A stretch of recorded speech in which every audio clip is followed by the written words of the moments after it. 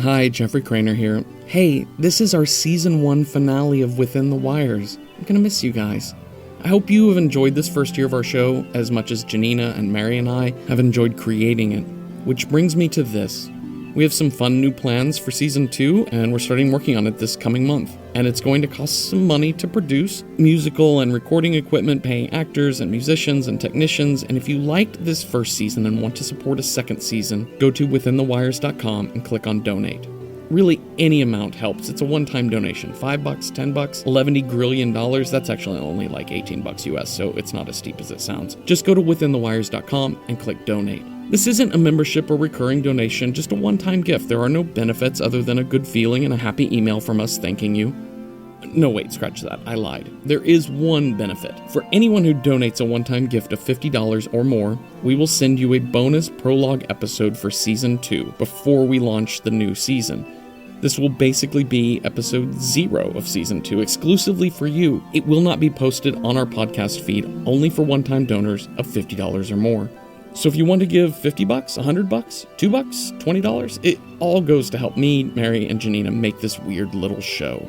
So just go to wtnthewires.com and click Donate. Wtnthewires.com, click Donate. And hey, thank you so much. And now, Side A.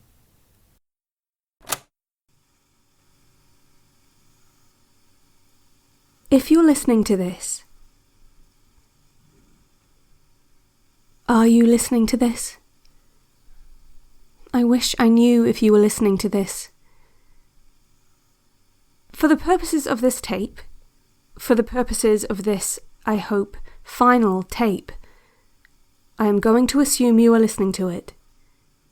I hope you are listening because I have some explaining to do, and it is difficult to make explanations if no one is listening when you make them. I also hope you are listening because if you are listening, that means you are okay. If you are listening, you are fine. If you are listening, you are alone right now. Except for people who occasionally walk their pleasant dogs far away from you along the beach. For the purposes of this tape, I am going to assume you are listening. You are alone. You are fine. So, let me explain first about your sister. Let me explain first about Nell. It is procedure when the Institute begins to find someone interesting to interview people they know, people who may be able to provide insights, people who may turn out to be interesting themselves. It is fortunate that a certain Institute worker whose job does not necessarily include interviewing such subjects happened upon details concerning a pair of sisters who had become reacquainted. The Institute wanted to know how much you remembered about your sister from before you were 10. The Institute wanted to know how much your sister remembered about you from before you were 10. It is worth pointing out at this juncture that this is how said Institute employee discovered that the two women she had seen enjoying each other's company so much were sisters. I will not pretend that this was not good news for her. Her, meaning me. I was selfishly relieved to know it was your sister you were so entranced by, but I was worried for your safety. I was able to visit Nell ahead of the official interview. I was able to suggest to her that the less it seemed like anyone remembered about anyone else, the less interesting everyone would be to the Institute. It was clear that they were already far more interested in you than was safe. I did not think you would like them to also be interested in your sister. Since I have seen her more recently than you, I will tell you how she was. She was busy and stressed, and her apartment was full of boxes, but she seemed happy. Someone was moving into her apartment. She had been thinking about having this person move in for some time, and she had decided after a while that she may as well let them. I did not meet this person, so all I can tell you is that they seemed to make your sister happy. She seemed to care a great deal for the person moving into her apartment. I told your sister who you were. I told her who a letter was. I told her to be shocked. She was shocked. I told her to tell the visitors from the Institute everything she knew about you, as if there was nothing of interest to know. I told her not to tell them about me. I told her to trust my voice. She did not remember you, she said. She did not remember anything. The news did not seem to make your sister happy. Her eyes sank, and her hands moved quickly around box tops and plastic bags, active and unproductive. I asked again if she remembered anything about you. It was important to tell me if she did. Nell asked me to leave. Asked, meaning told. It's possible you are wondering how you got to where you are. If you are where I think you are. If you are where I hope you are. You had been given the first 2 dosages by the time I got to you, in the Extensive Studies Lab preparation room. I had asked you to do something difficult, something impossible, and you had done it. Almost. You managed to get to your feet and pin the security nurse against the cabinet. She screamed. I heard it from the hallway. You managed to stifle her. You managed to get the needle from her hand. You managed to stab the needle deep into her neck. You managed to do this several times without ever pressing down the plunger. This action did not have the effect of subduing the nurse through pharmaceutical injection. In fact, it had become impossible to subdue the nurse through pharmaceutical injection, as you had managed to break the needle off inside her skin. You managed to hold on to her struggling body and gnashing teeth long enough for me to arrive. There was some additional cleaning up to do. Things got more complicated than I had planned. Things got messier. But you don't need to worry about that. All that matters is that you are fine. You managed to do far more of what I had asked than was reasonable to expect. I took a lot out of you that day. There was one additional thing I had to take out of you after the security nurse, before the escape, before the path through the forest, before the waterfall and the cave. I hope you do not remember too much of this. I had not thought you would be awake. I had not thought you would be as awake as you were.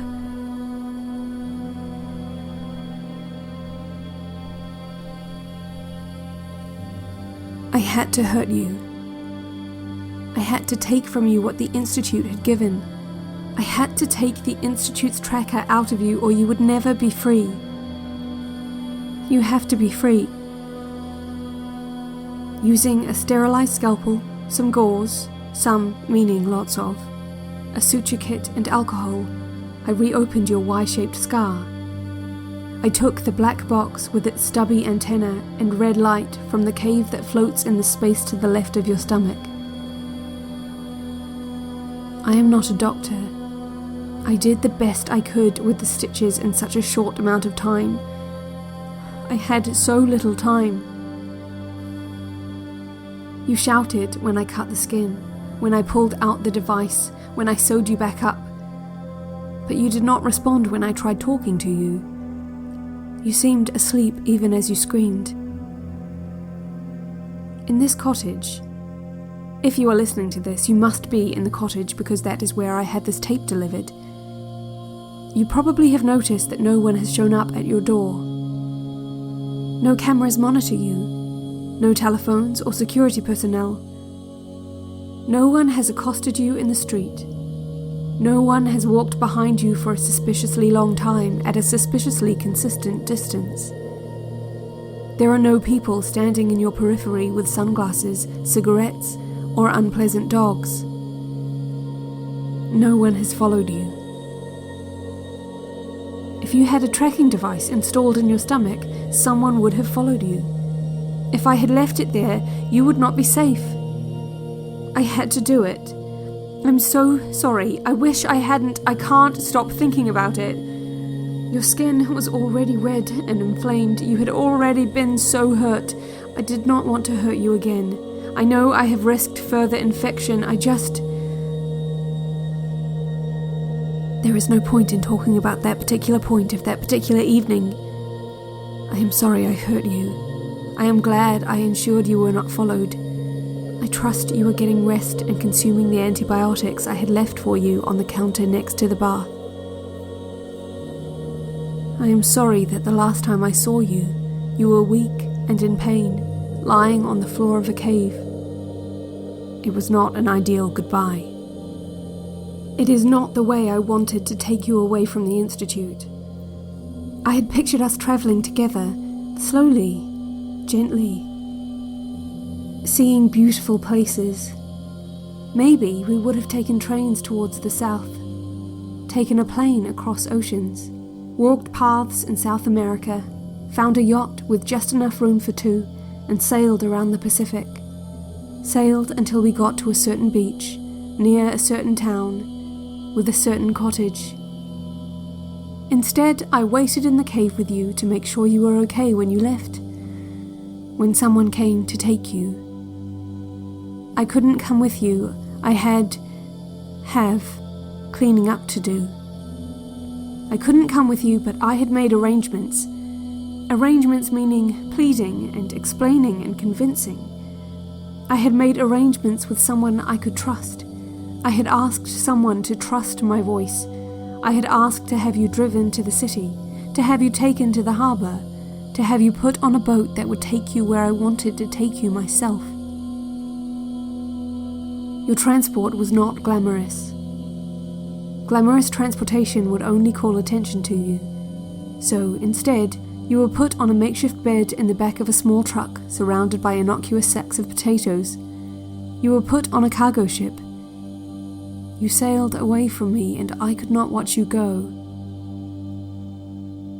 You were barely conscious by the time Nell got to the cave to collect you. I don't know if you realized she was there. I could not wait once she arrived. It was important I was not gone from the Institute for longer than I needed to be. I told Nell she would be safest if she forgot all of this, said nothing of this, disavowed remembering you at all. I left quickly. But before I left, Nell said to me, "I remember my bed." I paused.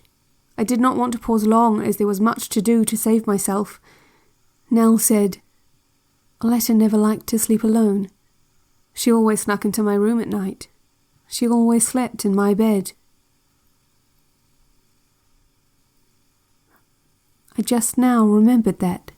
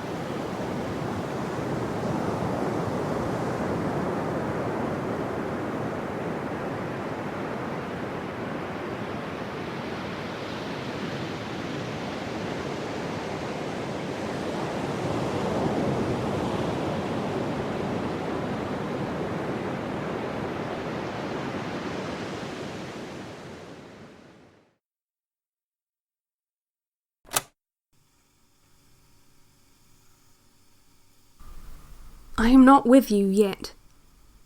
There are some things I still have to take care of. I have to do this so much more quickly than I want to. I couldn't plan as much in advance as I had intended. I had to get you out of the extensive studies lab before carpentry began. You can heal from almost everything they do to you. You cannot heal from carpentry. Carpentry is forever. It is important that the Institute doesn't realise that the woman who sat watching monitors and recording tapes and the patient who cried out one night for Hester are connected at all. The videos from your last night at the Institute I replaced immediately using old footage of an empty preparation room. The security nurse will not remember what happened. I have made sure of that. I hope to be gone by then. But there are files. There are interconnected tapes. There are crumbs of lives lived in this building, and it is important that I clean them all up. To avoid immediate pursuit by the Institute security team, I will report my findings to them. That there is no record of either you or the security nurse reporting to the preparation room. That both you and the security nurse are missing. There is no footage of the security nurse leaving her office to go to the lab. That no footage exists of either of you leaving the building. That the two of you must have found a secretive path out. I will walk them through a convincing route that involves, for example, staying close to walls, out of sight of cameras, out of the front door at certain times of night, and walking next to trucks and along tree lines where cameras cannot see. I will show them edited and looped footage of that security nurse crossing over and over past your door, demonstrating an obsessive care over your well-being. After I have cleaned up everything that has been left in this place by you or by me, I will tell the Institute that I am resigning my position, that I would like to return to my old career, that I would like to return to galleries and studios, to watercolours and oils. It does not pay as well, to be sure, but lingering over strokes of colour and texture, patterns and lines is what I want more than to study living people through flickering screens and numerical data. It will be innocuous, simple. I will leave my work and I will go to my apartment for a few days. I will be followed and watched. I will talk to friends aloud in public spaces and I will tell them that I have need for rest and sun before starting a new job. I will go to a hotel by a lake. I will be followed and watched. I will return home.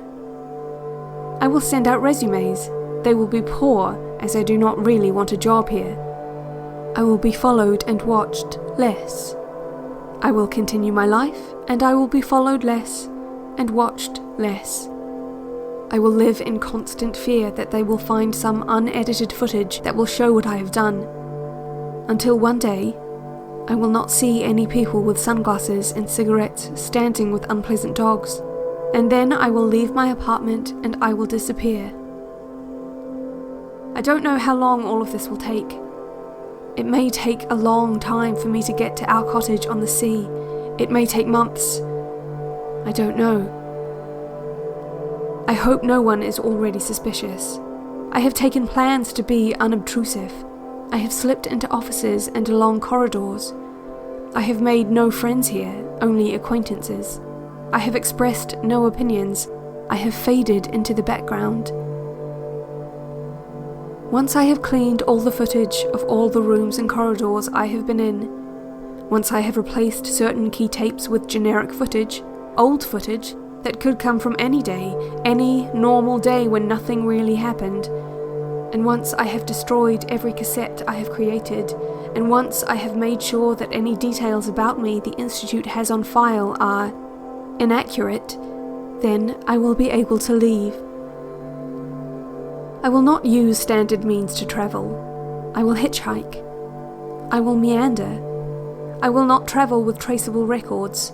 I will take every back road, and by the time I get to a certain cottage by the sea, I will finally be Hester again.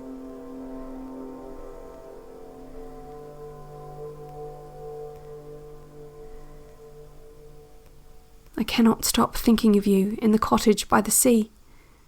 Have you noticed the painting above the fireplace? There is a sofa opposite it. I have sat on that sofa for many hours, seeing that painting. It is called Mountain Horopito No. 4. The artist was Roimata Mangakahia. She painted mostly abstract human figures with long boneless limbs, their faces and toes entwined and multiplying like an intricate root system. But late in life, Mangakahia painted shrubs, just shrubs on a mountain near her home, a cottage by the sea. It was not this cottage, but it was nearby. Do you find the painting beautiful? I will take you to see a real Horopito shrub one day if you would like. This painting is one of my favourites. I used to think all of Mangakahia's work should be on the wall of a museum in a large city, so as many people as possible could see it and enjoy it and appreciate the artist's brilliance. But now I am happy this one is just there for you. So you can start each day by looking at something beautiful, something that was made by someone out of canvas and puddles of colour. Something that will let you think about how much beauty there is inside the minds of people. I like to think of you gazing at this painting while sipping your morning coffee, letting it seep into you. I like to think of you starting your morning slowly, gently, wandering around preparing your breakfast, letting the day grow around you. Maybe you go for walks along the shore. Maybe you sit outside for a while with a book. Did you ever finish A Wizard of Earthsea? Maybe you stroll into town to buy bread. The bakery by the square is excellent. Have you tried it yet? I imagine you trying it. I imagine you breathing the seafoam air. I imagine you breathing without reminders to do so. I like to envision how you spend your days, because it stops me from picturing what I am afraid of. That you are not there at all. That you have taken your freedom and used it to go elsewhere, somewhere other than this cottage by the sea, so far away from where you lived, from where you have ever been. That you have decided you cannot trust me and do not want to know me properly again. That you have decided to find your own way where I cannot follow. I envision myself understanding why you would do this. If you are listening, then of course you are there, for now. I shall send this tape, along with the cassette player, to the cottage on the beach where I hope it will find you. It will be delivered probably by the postman on his bicycle at around 10 in the morning. It will be delivered without a legitimate return address from an anonymous source. It will be big enough and unusual enough that he will comment on it. You won't have had any other mail after all. He will wish you a nice day and leave you alone. You will open the package in the kitchen. Did you find the scissors in the third drawer down? And you will recognize the cassette as the same as the ones you heard here. You will be curious. There is much you don't know. You will take this tape to the low chair on the back porch overlooking the sand and sea, and you will listen to my voice. The last time you will hear my voice recorded. The next time you hear my voice, it will be in person, I hope, if you are there. Maybe you won't be. Maybe you will have left. And if you have left, then you are still free. And if you are free, that will be enough. But maybe you will be where I am picturing you, in a cottage by the sea. I hope you are there. I want you to be there. I need you to be there. You will be there. You will be. But if you are gone when I arrive, it is enough to know that you are free. What a funny word. Free. I hope I get to see you again.